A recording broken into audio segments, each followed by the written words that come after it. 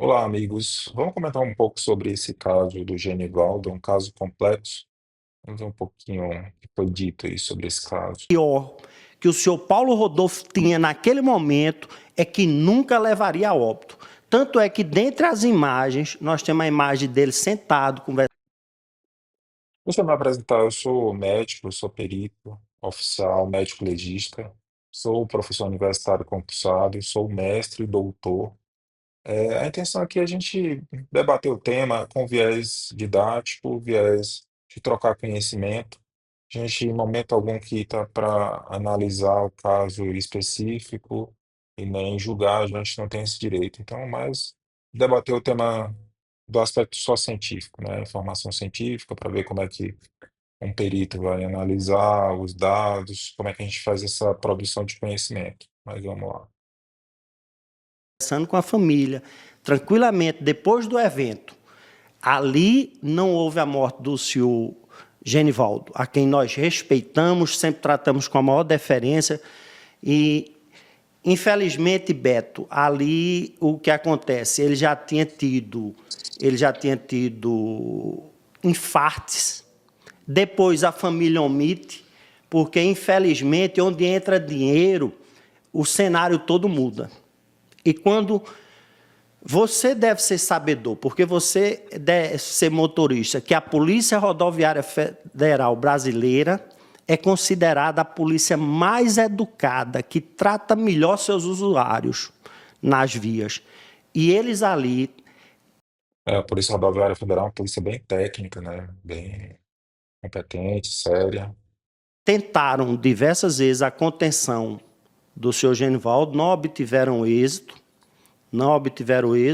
e quando há o uso daquela granada fumígena, você sabe o que compõe aquela granada, Beto? Não. Sacarose, açúcar. É como se você tivesse um incenso que levasse açúcar para causar. Por isso que é gás lacrimogênio. Lacrimeja, coriza, mas não mata. Não há caso, e eu desafio aqui o Ministério Público Federal a me apresentar um caso. Então, o fato, eu não sei, né, como é que pensa o perito, né? Se há uma afirmação, por exemplo, que a granada não contém nenhum material tóxico, nada, contém sacarose, beleza. O que é que a gente pensaria? A gente precisaria ter a descrição técnica do produto, como ele foi homologado, né? Provavelmente essa homologação deve ser a Visa, a Exército, deve ter algum órgão que vai homologar e a gente tem que pegar o dado técnico disso, né? Mas vamos ver um pouquinho o que a gente tem disponível. É isso que é uma grande diferença, né, do trabalho pericial, do trabalho médico legal, né? Então a gente acaba não ficando muito na opinião no achismo, a gente tem que ter dado técnico, né? Um pouquinho aqui que eu peguei sobre o gás, especificamente o CS, né? Tem outras granadas de gás lacrimogêneo com outros compostos, mas o principal usado no mundo é o CS. Não sei se nesse caso, mais uma vez, aqui é para a gente debater o tema. Então, se fosse para um perito analisar o caso concreto, ele teria que ter os dados daquela granada, especificamente aquela que foi usada, todo o informe técnico do fabricante. É diferente da gente que está debatendo com um viés só didático, para a gente aprender a trocar ideias, né? Eu já deixo uma dica aqui. Aqui em cima, no canto superior, tem um QR Code, então quem quiser está inteira discussão, trocar ideia, tem um caso interessante, né? Voltado, claro, para a medicina legal e sem comentar casos, sem julgar casos específicos, né? Então aqui a gente está para comentar a parte, de forma genérica, a parte de medicina legal, né? Para a gente ter essa melhora aí do conhecimento. Mas o gás CS, né? É um gás que foi descoberto em 1928. Esse gás, ele tem esse nome CS, né? Essa abreviação que é dos dois sobrenomes dos químicos que desenvolveram. E uma curiosidade, né? Esse gás ele é proibido para usar, por exemplo, em guerra, né? Ele é considerado crime de guerra, né? Quando se usa. Aqui algumas das fotos, né, do ocorrido, né? Muito triste, né? A gente lamenta muito o ocorrido. Família, né? É uma dor aí. Mas esse gás é considerado crime de guerra, né? Aí você vai perguntar, uai, por que pode ser usado em civis e numa guerra é considerado crime? Você pode usar uma metralhadora numa guerra, um tanque, outros armamentos bem mais agressivos e o gás não, né? A lógica é o seguinte, que numa guerra você tem um equilíbrio de forças, né? E numa população civil, você tem um Estado com o monopólio da força e uma população a ser protegida. Então, eu vou citar um exemplo que aí vai dar para entender melhor isso, né? Então, na população civil, o gás CS, ele salva vidas. Aí você vai dizer, nossa, você tá louco? Salva vidas, é um gás químico tóxico, né? Como salva vidas? Eu vou explicar. Imagina um distúrbio, né? Sei lá, hipoteticamente aí uma briga generalizada entre torcedores de futebol, torcidas de futebol, né? Que tem lá 500, 600 pessoas e a violência está escalando muito rápido, né? Você tem uma tropa de choque ali. Qual a opção que eles têm para conter ali, né? Tropa de choque com número bem reduzido, mais reduzido que em relação ao grupo. 20, 30, 40 soldados ali, operadores ali, policiais. Então, usar sim a granada, você dispersa a multidão, é para isso que ela serve, né? Para dispersar a multidão. Esse dado é importante, lembrem dessa palavra, dispersar a multidão, né? Você dispersa a multidão e desescala a violência para que não seja necessário usar, por exemplo, a arma com alto potencial letal, por exemplo, a arma de fogo, né? Outra situação, por exemplo, hipotética, né? Que até já ocorreu, né? Imagina num distúrbio, com um número de populares significativo, sei lá, 200, 300 populares, e vai uma equipe operacional policial para remanter a ordem ali, né? Restabelecer a ordem ali. E essa população ela cerca esses policiais com intento agressivo, né? O policial, é claro, ele tem todo o direito de proteger a sua vida, né? A vida de terceiros e a sua vida também, né? Ele não vai utilizar arma de fogo ali de primeiro, né? Então, ele usar a granada de gás lacrimogêneo, ele está preservando vidas, né? Ele está desescalando o conflito. Ah, existe um risco menor, claro, né? Mas existe um risco de toxicidade do gás? A gente vai ver aí. Existe sim, né? Por isso que ele é proibido usar em guerra, né? O gás CS, né? Então, numa população civil, ele, por mais paradoxal que seja, ele salva vidas quando ele é usado de forma adequada.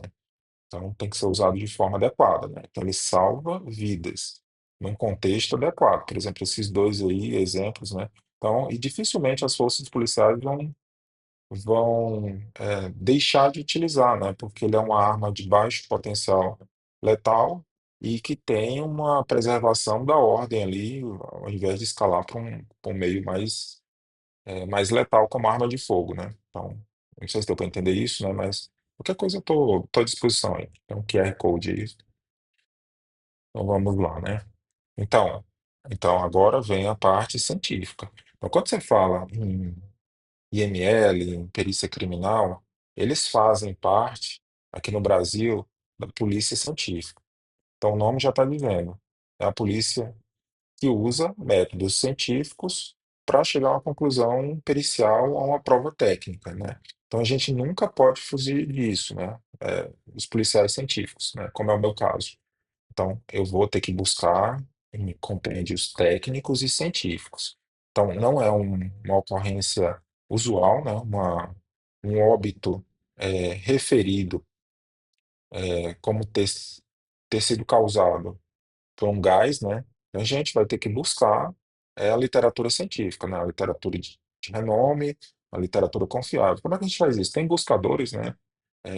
Na internet, né, acessíveis, né? PubMed é um deles, Google Scholar é outro. A gente vai ver a revista e vai analisar se ela tem um impacto científico adequado, né? Se tem uma respeitabilidade científica. Então, o JAMA, para quem não conhece, né, é uma das principais revistas médicas do mundo, né? Então, o JAMA tem um artigo sobre gás lacrimogêneo, né? Usado como celetóxico, né, usado como arma química, né? Então, o JAMA, ele fala, sim, que o gás tem um potencial letal numa dose X, né? Como eu falei, né? Tudo vai depender da dose. Aquilo que é um medicamento, ele pode se tornar um veneno a depender da dose, né? Então, aqui ele cita essa concentração de 25.000 a 150.000 miligramas por metro cúbico, né, por minuto, né? Se a pessoa for exposta, existe uma dose potencialmente aí letal, né? Então, grava esse número aí, entre 25 e 150 mil, né? E aí ele fala também que, em média, uma granada, né? Ela vai ter ali uma nuvem de 6 a 9 metros de diâmetro, né? E vai ter uma concentração ali no epicentro da nuvem, né? Entre 2.000 e 5.000 miligramas por metro cúbico. Então, lembre desses números aí, para depois a gente vai chegar numa conclusão sobre eles, né? Então, é um número mais, aproximadamente umas 10 vezes, mais de 10 vezes menor do que uma dose potencialmente letal. Então, em tese, se jogar ali na multidão, você vai ter um grau de segurança razoável, né? Como é que encontra esses números aí, né? Só para uma curiosidade, né? É claro que eu não posso fazer esse experimento com pessoas, né? Eu vou colocar pessoas num ambiente confinado e vou começar a aumentar a concentração de gás até ver as pessoas morrerem. Não. Utiliza-se animais, né? E aí você vê a dose que mata metade dos animais e aí você extrapola isso para seres humanos. Esse método é validado, né? Claro que você não pode fazer isso. É diferente de, por exemplo, sei lá, uma penicilina, um antibiótico. Você pode fazer essa pesquisa com seres humanos, né? Então, você pode ir aumentando aos poucos, você faz também com animais, mas só que você pode ver o teste clínico, né? Então, com um agente tóxico, né, você vai ter que fazer mais baseado em inferência, mas tem aí descrito, bem descrito na literatura científica, né? Essa dose aí que é potencialmente letal. No artigo também fala, né, que ah, ao contrário do que foi falado, né? A gente respeita, né? Então, também está aberto aí, né? Se tem outro material científico, manda aí para a gente analisa, né? Mas lembra, a prova técnica, a prova científica, o que vale é ciência, né? Então, achismo, conversa, que alguém disse, tem que ter publicação, paper, né?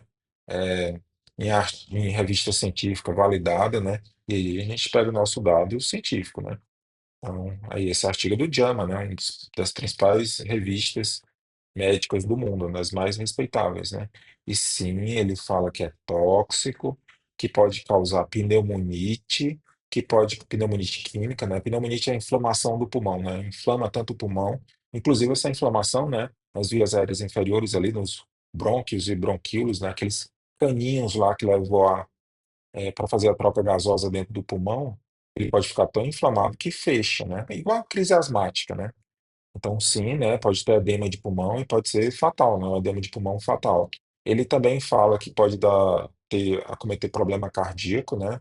Então, até o relato aí que ele poderia ter tido um problema cardíaco ali, sim, pode ter sido inclusive do gás, né? Ou corroborado, né? Uma patologia prévia, né? E, infelizmente, potencializou aí um problema pré-existente, né? Pode ter problema hepático, né? Então, lesão hepatocelular é do fígado, né? E até mesmo a morte, né? Então, não é um gás tão inócuo aí, sem efeitos tóxicos aí, né? Então, aí já pelo menos é ciência, né? Não é uma opinião, é o que está descrito na ciência. Também tem um artigo aqui, outro artigo brasileiro, muito bom também, né? Química e armas não letais, né? Fala um pouquinho dos gases lacrimogêneos, né? Fala do CS, fala de outros, né? Então, o principal é o CS, né? E mais uma vez, né? Eu estou falando de maneira genérica, né? Então, o perito que foi analisar, ou que vai analisar um caso similar, ele não pode ficar só no achismo, ele tem que ir lá, é, pegar como evidência aquela granada, analisar o fabricante, ver a ficha técnica validada, referência validada, homologada por algum órgão competente, né? Então não pode ser só no achismo, né? Essa aqui a gente está para não falar do caso específico, não julgar o caso específico, até porque a gente não tem direito, mas trocar ideias sobre o conhecimento científico na área de medicina legal. E se puder ajudar os colegas, né, no raciocínio, né? Ver como um perito médico legal pensa, né? Conduz, né? Esse artigo também ele vai na mesma linha, né, da dose aí letal, né? Então, de aproximadamente. É, eu uso esse número 50%, que é uma dose. padronizada, chamada DL50, né? Uma dose letal que mataria 50% das pessoas expostas. Então, bem significativo, né? E aí ele fala, mesma, dos mesmos dados do JAMA lá, entre 2.000 e 5.000 miligramas metro cúbico seriam no epicentro ali da granada ali, a concentração, então 10 vezes mais baixo, né? No epicentro, né? Então, dificilmente alguém vai ficar no epicentro, né? Mas mesmo no epicentro, seria 10 vezes mais baixa a toxicidade do que uma dose letal, né? Ainda mais que o design do uso dessa granada é para você jogar e as pessoas dispersarem, né? Então joga, dispersa e provavelmente quase ninguém vai ter essa exposição aí de 1/10 da dose letal, né? A maioria vai ter uma exposição muito menor, né? Mas beleza. Mas lembrem desse número aí que vai ser importante aí para a gente manter o raciocínio da gente, né? Eu não encontrei os dados específicos daquele fabricante, eh, não consegui encontrar, né, disponível. Encontrei um outro fabricante, né? A gente vai tomar como modelo esse fabricante aqui, né, de granada de CS, né? E mais uma vez, não está para julgar o caso específico aí, a gente está para trocar conhecimento técnico, né? E ver mais ou menos como seria um raciocínio aí pericial na prática aí. Então, esse fabricante, ele diz que a sua granada, né, de CS, né, teria 2,7 onças, de princípio ativo. Lembrando que o princípio ativo que é descrito na literatura não é um açúcar, né? É um outro princípio. A gente vai até ver nos próximos slides, né? Então, 2,7 que daria aí seus 76,5 gramas. Lembrando que lá a concentração está em miligramas, então a gente multiplica por mil, daria 76.500 miligramas, né? Então, pegaram esse número, 76 mil, né? Então, uma granada desse fabricante teria 76 mil miligramas, de gás CS, né? Do princípio ativo do CS, né? Então, tá. E tem outros dados de toxicidade também, inclusive neurotoxicidade periférica, né? É por isso que ela é proibida em guerra, né? Então, é uma arma química, é um crime de guerra, né? Referenciado. A gente já explicou porque na população civil ela acaba bem usada, né? Com o manual operacional técnico feito de forma correta, né? Então, então tem outros efeitos, né? Foi relatado, então, essa que o gás é inerte, não tem potencial letal, não é isso que está descrito na literatura, né? Então, tem casos referidos no Egito, né, com morte pelo gás, e não foi morte em um ambiente extremamente confinado, né? Foi morte em lugares abertos, né? Aqui no Brasil também tem um caso referido, vê, em lugar aberto. Provavelmente a pessoa, muito triste o caso, né? A gente lamenta. É possível que essa pessoa tenha já comorbidades que acelerou, né? Então, eu não vou entrar aqui no debate jurídico, né? Então, uma pessoa com comorbidade responderia o agressor por lesão corporal com evento morte, homicídio. Aí a gente não vai entrar nesse debate, porque aí são os operadores do direito, né? A gente quer mais o foco da perícia da parte de medicina legal, né? Mas sim, tem relatos de óbito com CS, literatura robusta, que ele tem uma toxicidade e uma letalidade. Usado de forma apropriada, ele é um gás, como a gente falou, que ele ajuda a desescalar um confronto potencialmente significativamente mais letal, né? Então, sim, tem casos descritos, inclusive no Brasil, né? Então, esse infelizmente foi o caso, as imagens tocaram o Brasil inteiro, né? Então aqui a gente está vendo, lembra daqueles números de 25 a 150 mil miligramas por decilitro? Então, eu não sei aqui o volume de um camburão aqui, de um bagageiro aí, é, dessa, desse carro aí da PRF, né? Mas será que tem 1.000 litros, né? E o gás dispersa muito rápido, né? Então, a exposição também em via aérea, né? Você vai aspirar bem, você não tem mais, você não tem como fugir da respiração. Outra coisa, né? Então, só voltando, terminando o raciocínio aqui. Vamos supor que tenha 1.000 litros aí o bagageiro, né? Então, 1.000 litros. Então, seria uma concentração, se fosse aquele fabricante, né, que não é o caso, né, só uma conjectura aí, seria 76.000 miligramas por metro cúbico, se fosse 1.000 litros aí de Bagageiro. Então, sim, já seria uma dose letal. Eu também não sei detalhes, qual foi o granado usado, qual era a concentração, se foi uma, duas ou três aí, não sei, a gente não está aqui para julgar o caso específico, né? Assim, confinamento. O confinamento, né, é claro que eu creio que não existe nenhum manual operacional padrão no mundo de força policial que valide o uso desse equipamento aí da granada lacrimogênea dentro do ambiente extremamente confinado. Foi até referido no podcast a parte de ser indoor ou uso externo, né, outdoor, né? Aí eu vou falar uma coisa, né? Indoor, né? O conceito indoor é que está dentro do ambiente fechado, que pode ser uma sala, um galpão, né? Mas veja, uma sala, vamos pegar uma sala pequena, 5 por 4. Você vai ter uma volumetria muito maior. 5 por 4, fazer uma conta aqui de cabeça.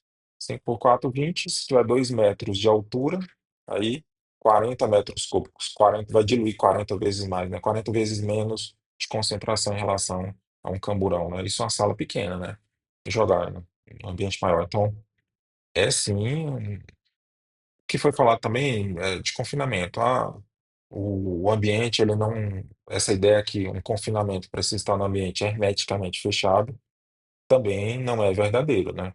Então, você pode ter confinamento com saída, porque vai depender da capacidade do gás se dispersar. A gente está vendo bastante fumaça saindo, mas não significa que a maior parte saiu e quanto foi exposto, né? Eu vou citar alguns exemplos de poço aberto, aqueles poços que a gente chama cassimbão, poço aberto, né, ou caverna, né? Que aí você pode ter um escape de gás tóxico, por exemplo, metano, né?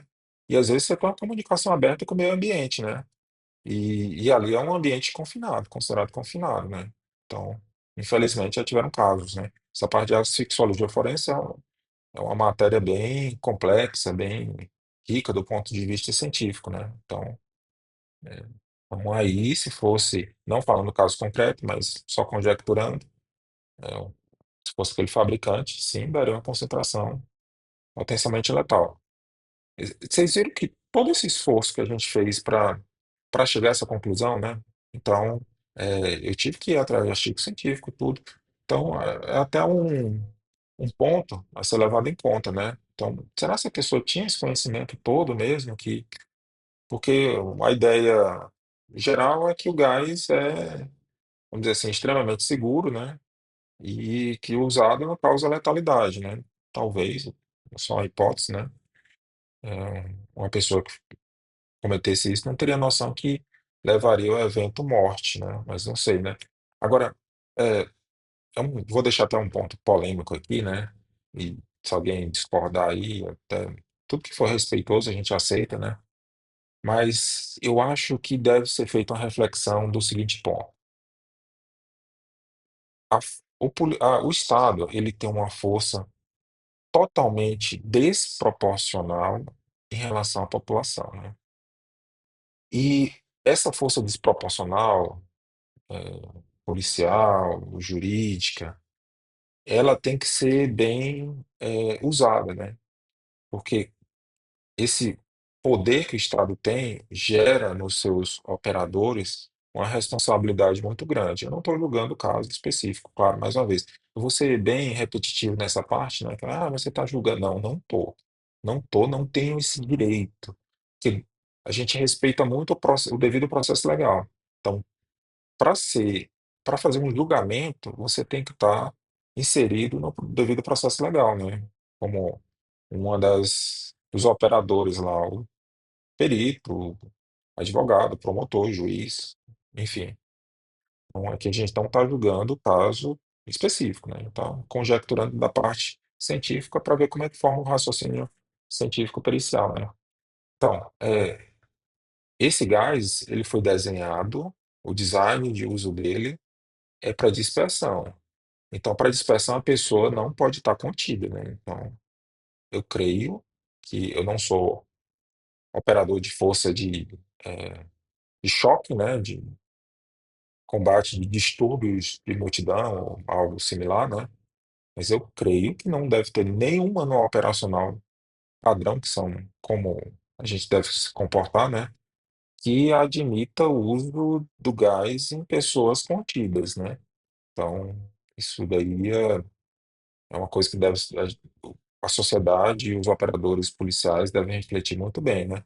Se a pessoa está contida, algemada, principalmente algemada, a chave tem que virar, né? A chave, assim, eu não estou mais no modo embate, eu estou no modo agora preservação, da integridade física de todo mundo, né? Pelo menos é uma opinião. Não falando do caso concreto, mais uma vez, mas a gente tem que mudar essa chave, né? Acho que é uma opinião, acho que um pouco dura, né? Mas para ser refletida, né? Não sei do caso também. É um caso hipotético, sem ser esse, né? Então, a pessoa está algemada, mas ainda está agressiva e tal. Então, acho que deve-se sempre pensar em soluções aí. Está destruindo o patrimônio ali e tal. E tem que ser muito bem avaliado, né? O peso aí, né? Das ações, né? Isso aqui foi outra também do jornalista, né? Acho que também impactou muito a gente essa imagem aí, né? Essa, essas legendas aí, né? Então, algemado pelas mãos, pelos pés, tudo bem, né? Isso daí eu não estou questionando isso, né? Até porque eu sou perito, né? Então, eu não trabalho com essa parte operacional. E sei, entendo, né? Que no calor das emoções, o raciocínio é totalmente diferente, né? Então é fácil eu que trabalho em consultório, em frente ao computador, tentar criticar uma ação similar. Mas tudo bem. Mas a pessoa, por isso que eu falei, né? Depois que está contido, algemado, a chave tem que mudar para os operadores. Pelo menos é uma opinião. Se alguém discorda, eu estou aberto aí para comentários, né? Então tem que mudar a chave, né? Então tem que ter um outro pensamento, de sai do embate, preservação de vida, legalidade sempre, né? Então, o gás foi desenhado, né, para dispersar a multidão. Se a pessoa está contida, eu creio que não tem nenhum manual que autorize o uso em pessoas contidas, né? Mas eu não estou julgando o caso específico aí. Está bem claro. Um pouquinho da história, né? A gente, só para relembrar, foi 1928 e justamente a abreviação do sobrenome dos químicos que inventaram, né? Então, o princípio ativo do gás é o clorobenzidileno malononitrilo, né? Então, diferente do que foi comentado. Pode ter o composto que foi comentado, o açúcar pode, né? Mas o princípio ativo é considerado aquele o principal, o que age, né? O que tem efeito, né? Vamos supor, um antibiótico, é isso. Novamente, penicilina, né? Se eu vou ver na composição da penicilina lá, tem outros compostos, né? Mas o que faz o efeito, o princípio ativo é a penicilina. Tem, sei lá, sal. Então tem, mas não é o sal que vai fazer o princípio ativo, né? Então o que está discutindo é o princípio ativo, né? Tem outros princípios ativos para gás lacrimogêneo? Tem, né? Então, a gente não está discutindo casos concretos, né? O mais usado é o CS, né? Por forças policiais, né? Então, de maneira genérica, né? É o CS. Ele é proibido como usar em guerra, né? Como arma química, né? Então, vamos voltar aqui. Caso no mundo que alguém tenha sido vítima de uma granada fumígena. O Genivaldo foi primeiro. Não, o Genivaldo morreu por outros fatores, não pela granada. Mas se ele não tivesse tido acesso, contato com a granada, ele teria morrido? A vida não existe realidade paralela. Exato. Mas a granada foi ponto definitivo para a morte Não. dele. O interessante aí, o Beto aí, ele é fantástico, né? Os insights dele aí são. Ele está totalmente ligado no caso, né? Como jornalista aí, apresentador. A gente tem que fazer o elogio mesmo aí. Como Não. que se pode afirmar isso? Como eu posso afirmar a você pela coleção de exames que nós temos e pela também ausência de imagens. Porque, veja, quando eles atribuem que o senhor Genivaldo morreu por asfixia, o IML não traz uma foto sequer do cadáver. E você sabe que a asfixia ela deixa sinais internos e sinais externos. Muitos clássicos, protusão da língua, olhos. E cadê essas imagens? Nunca vieram aportar no processo, apesar de que a defesa, desde a primeira audiência, que insistiu, e por nossa sorte, nós, no 422, pedimos para que fosse exibido em plenário, e o diretor do IML, que lá um fica jogando para o outro, um diz que não fez, outro diz que não fez, e não tem uma imagem. Se você observar, não há no processo uma imagem do cadáver, que provaria que ele morreu de outro evento. Provavelmente o infarte. Provavelmente o infarte. Se eu puder ajudar. Pode dar. Então, esse tema de imagem, né, o Código de Processo Penal, né, a partir do artigo 158, né, que fala das perícias, né, cadeia de custódia, perícia, né, a parte pericial, acho que até o 184, se eu não me engano, ele não obriga a colocar imagens, né, ele dá a possibilidade, né, de colocar.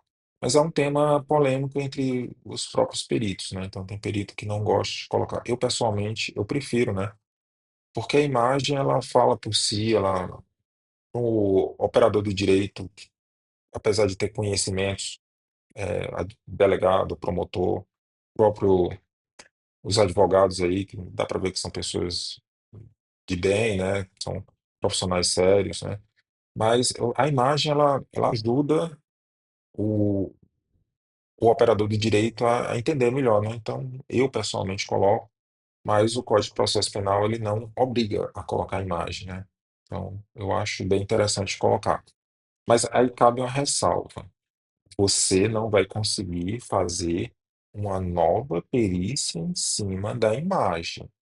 Se tiver alguma coisa muito grosseira, né, de erro que dê para verificar na imagem, né, sei lá, tá falando da necrópsia de um senhor de idade, de 70 anos, aí na imagem tem um bebê. Aí você, opa, tá errado isso, né? Então, mas nuances, detalhes pequenos, se tinha peteca, afastava mais cianótico, menos cianótico. É bem difícil você fazer uma reperícia em cima de imagem, né? E a parte da sexologia forense, como eu tinha falado, né? É uma das áreas mais complexas dentro da medicina legal, né? Tem uma área bem extensa, né? Além de não haver imagens, é uma coisa interessante. Na lei dos peritos, existe um procedimento que tem que seguir. Quando não há possibilidade de imagens, ele tem que fazer um esquema gráfico. E aí, como você já viu em vários casos, nesse caso não existe também. Não tem dizendo. Aí eu acho que o advogado queria falar do Código de Processo Penal, né? É, eu acho que é 164, 165, que fala das autópsias, dá a possibilidade para colocar imagens, né? Mas, como eu falei, né? É um, é um plus, é uma adenda em cima do laudo, que vale ao laudo técnico, né? Porque você está ali em cima, você tem um corpo ali em 3 dimensões ali, ao vivo, com a iluminação totalmente diferente de uma imagem 2D. Você está analisando, você está tirando fragmento, você está pesando, você está vendo a estrutura sob todos os ângulos, né? Então, é totalmente diferente de uma foto, né? Então, não dá para fazer perícia, necrópsia ou reavaliar a perícia em cima de uma foto. Então, a foto, ela é um adendo, né? Um plus, né? Mas eu, pessoalmente, como eu falei, eu coloco imagens em todos os meus laudos, pelo menos de necrópsia, né? E tento colocar em quase em todos de lesão corporal. Alguns peritos, eu não estou julgando os outros, né? Mas alguns falam que isso pode confundir, pode atrapalhar, ou que o volume de laudos é muito grande para ficar colocando foto com legenda, né? Mas enfim, é um tema polêmico, né? Eu acho que hoje com o celular, né, a facilidade de celular com essas câmeras, a maioria do celular, até celular mais acessível, né, mais de entrada, você já tem uma câmera de um poder bem razoável, pelo menos para ilustrar. eu acho interessante colocar imagem, sim, né? Mas isso não é uma obrigação, né? Se há um arranhão em qualquer parte do corpo ou Aquele algo do croqui tipo. não é O marcado, não croquis tem marcação não, das lesões não encontradas no corpo existe. dele? E assim, no início, a gente até entenderia se fosse um caso que não tivesse essa repercussão. Mas foi um caso de repercussão imediata. Quem vem primeiro, o crime ou a repercussão? Se ele não tivesse sido gravado, filmado e soltado nas mídias sociais, esse crime teria sido conhecido e teria sido tão a fundo? Na verdade, eu acho que ele teria sido investigado como deveria. Porque, apesar de toda essa repercussão, não há sequer um croquis. Há um assodamento para prestar contas por conta realmente dessas imagens que são feias e não conseguem trazer. Primeiro eles dão a causa mortes e depois vão atrás dos exames. Primeiro eles dizem assim, morreu por um gás tóxico. Aí vão Ah, fazer o Eu vou dar uma parada aqui, né? Que tá ficando bem extenso, né? Quem tiver interesse, a gente faz uma segunda parte aí. É um caso extremamente complexo. Aqui a gente não tem o direito, nem pode julgar, né? Mas mais pela parte técnica, né? Então, o que é que a gente viu já na parte técnica, né? A informação científica, ela é diferente de outro tipo de análise, né? Ela é baseada em literatura científica, né? Então, você tem que ter a literatura de uma maneira bem simples, objetiva e direta. Ah, o gás não é tóxico. Beleza, vamos pegar o artigo científico e ver que é o composto que é totalmente inócuo, majoritariamente inócuo. Então, não é isso que está descrito na literatura científica. Se alguém tiver outros artigos, ótimo, analisa, né? O laudo pericial, ele não é um imperativo divino, né? Ele pode ser questionado, né? Às vezes aquela informação ela já foi atualizada, ou tem correntes, doutrinas diferentes, né? Então, pode ter um pesquisador que tem uma visão diferente, e isso vai ser analisado cientificamente, mas não pode ser achismo, né? Então, tudo tem que ter a sua referência científica anexa. Nesses casos complexos, né, eu já tive casos, não tive um caso desse, mas já tive outros casos de asfixia bem complexos, né? Então, a gente acaba lendo bastante artigo científico e a gente coloca, né? Você vê que uma análise de um laudo que foi bem detalhado, que levou várias horas para ser analisado, feito, é a referência bibliográfica que tem no final do seu laudo, né? Então, é claro que um laudo simples, lesão corporal, né? é, Você não tem muita referência, porque é o básico, né? Mas laudos mais complexos como esse, provavelmente a quantidade de artigo científico. Sim, eu tive só para exemplificar, eu tive um de asfixia também, de queimadura para asfixia. Eu acho que para eu chegar numa conclusão, numa análise, eu li pelo menos uns 50 artigos, né? Então foi bastante. Coloquei no laudo os principais, claro, né? Você lê, né? Isso aqui não serve, mas acaba sendo um trabalho bem árduo, né? E essa é a parte, que é por isso que a gente está aqui, para trocar ideia, né? O trabalho pericial, ele é um trabalho de bastidor, né? Mas é um trabalho árduo, né? Um trabalho que tem que ter muita literatura científica. O Brasil, ele é destacado, né, na parte de polícia científica, né, de investigação técnica, né? Polícia técnica, que alguns estados chamam, né? Então, tem profissionais brilhantes, né? Provavelmente, no caso, aí também, os colegas aí de Sergipe, Alagoas, né? Então, a polícia científica no Brasil todo é bem destacada, né? Então, mas é isso, a gente está à disposição. Mais uma vez, a gente não está julgando o caso específico, né? E quem tiver trocar uma ideia, alguma coisa, a gente está à disposição. Tem um QR aqui, Code, né? Aqui no canto superior esquerdo, né? Então, aí manda um direct, troca uma ideia. Tá bom, pessoal? Quem quiser a parte 2 dá um alô aí que a gente providencia.